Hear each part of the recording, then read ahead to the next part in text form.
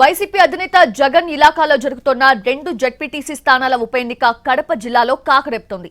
MP Avinash Reddy రంగంలోకి దిగి వ్యూహాలు రచిస్తూ ఉంటే Pulivendula TDP in-charge B Tech Ravi ప్రతి వ్యూహాలు పన్నడంలో బిజీగా ఉన్నారు.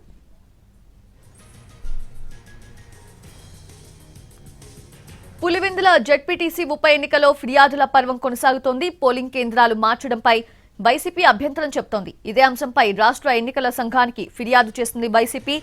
ఉప ఎన్నిక జరుగుతున్న జెడ్పీటీసీ పరిధిలో మొత్తం 6 పోలింగ్ కేంద్రాలు మార్చారు. 4,000 మంది ఇతర ప్రాంతాలకు వెళ్లి ఓటు వేయడం సాధ్యం కాదన్న వైసీపీ ఇటీవల జరిగిన దాడులతో ఓటర్లు భయాందోళనకి గురవుతున్నారని రాష్ట్ర ఎన్నికల సంఘం దృష్టికి తీసుకెళ్లింది.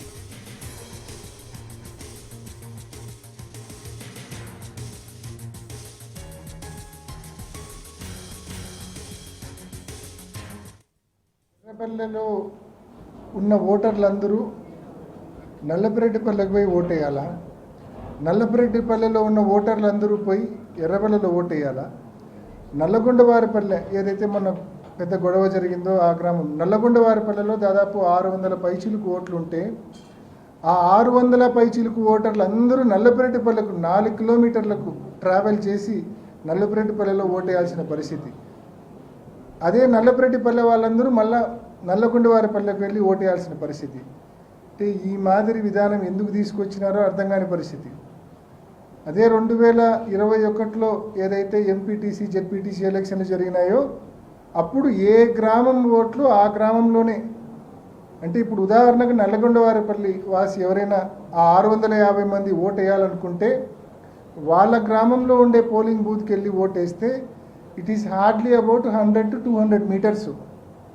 కానీ ఇప్పుడు ఈ ఎలక్షన్లో ఆగస్టు 12వ తారీఖు వాళ్ళు ఓటు వేయాలంటే 4 కిలోమీటర్లు ప్రయాణం చేస్తేనే ఓటు వేయగలరు. ఆ 4 కిలోమీటర్లలో ఈ మధ్యనే మనం చూసినాం నల్లగొండవారిపల్లెలో హత్యాయత్నం ఏ స్థాయిలో జరిగిందో, కార్లు ఎలా ధ్వంసం చేశారో, పెట్రోల్ క్యాన్లు తెచ్చి కారును తగలబెట్టే ప్రయత్నం ఎలా జరిగిందో, మనుషులు తలకాయలు బొలగొట్టే ప్రయత్నం ఎలా జరిగిందో, ఇనుపరాడ్లు హ్యామర్స్ ఏ రకంగా వాడినారో ఇవన్నీ మనం చూసినాం. మరి ఆ 650 మంది ఓటర్లు ఏ ధైర్యంతో ఎలా సేఫ్గా ఈ 4 కిలోమీటర్లు ప్రయాణం చేయగలరు చెప్పండి? వాళ్ళ ఊర్లోనే పోలింగ్ బూత్ ఉంది, వాళ్ళు అక్కడ ఓటు వేయాల్సింది పోనిచ్చి ఈ మాదిరి విధానం తీసుకొని రావడము అంటే ఈ మాదిరి ఎక్కడన్నా మనము పోలింగ్ బూత్స్ షిఫ్ట్ చేయడం చూసింటాం సౌలభ్యం కోసం.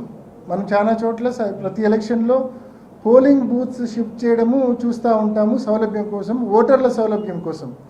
కానీ ఇది రివర్స్. పోలింగ్ బూత్లు అలానే ఉన్నాయి అన్ని ఊర్లలో, కానీ ఓటర్లను షిఫ్ట్ చేసినారు. నల్లగొండవారిపల్లె ఓటర్లందరినీ నల్లపురెడ్డిపల్లెకి షిఫ్ట్ చేసినారు.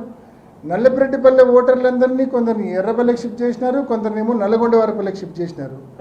అంటే ఇది అబ్సల్యూట్లీ అర్ధరహితం, మోస్ట్ మీనింగ్లెస్. మరి ఎందుకు చేశారనేది ఇంకా ఆలోచన చేస్తే కన్నా కేవలం పోలింగ్ శాతం తగ్గించాలా, 4 కిలోమీటర్లు నిజంగా సేఫ్గా వచ్చే పరిస్థితులు ఇవాళ లేవు కాబట్టి చాలామంది ఓటు వేయడానికి రాకపోవచ్చు. ఆ అడ్వాంటేజ్ టీడీపీ బహుశా పోలింగ్ బూతులను పోలీసులను అడ్డం పెట్టుకొని ఏమైనా అడ్వాంటేజ్ తీసుకునే ప్రయత్నం చేయడానిక, దేనికోసం మరి ఈ మాదిరి? నిజంగా it is the duty of the election commission to ensure that every citizen comes and oats.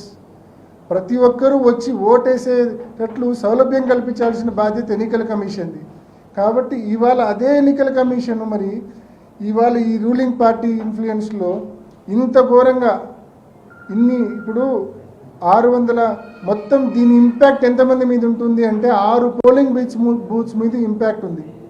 ఇప్పుడు నేను చెప్తా ఉన్న ఇంపాక్ట్ 6 పోలింగ్ బూత్స్ మీద ఉంది, అంటే 3,900 ఓట్ల మీద ఉంది. దాదాపు ఈ ఎలక్షన్ 10,600 ఓట్లకు సంబంధించి అంటే 3,900 ఓట్లు అంటే దాదాపు 36% ఆఫ్ ద ఓట్స్, 36% ఓటర్లకు ఈ సమస్య ఉంటుంది. తన ఇంటి పక్కనే పోలింగ్ బూత్ ఉంటుంది కానీ అక్కడ అతనికి ఓటు ఉండదు, అతను ఒక 4 కిలోమీటర్లు ప్రయాణం చేసి ఓటేయాల్సిన పరిస్థితి. ఇంత అధ్వానంగా అనెక్షర్ 7 రిలీజ్ చేయడము, ఓటర్ లిస్ట్ రిలీజ్ చేయడం అనేది ఎంత అన్యాయం అనేది ఒక్కసారి ప్రతి ఒక్కరు ఆలోచించండి. ఓటర్ లిస్టులు అనేటివి ఒక 2 వారాల క్రితమే మేము కలెక్ట్ చేసుకున్నాం, కానీ ఓటర్ లిస్టుల్లో ఈ మాదిరి డిస్క్రిపెన్సీ మాకు అర్థం కాలే. కానీ ఎప్పుడైతే అనెక్షర్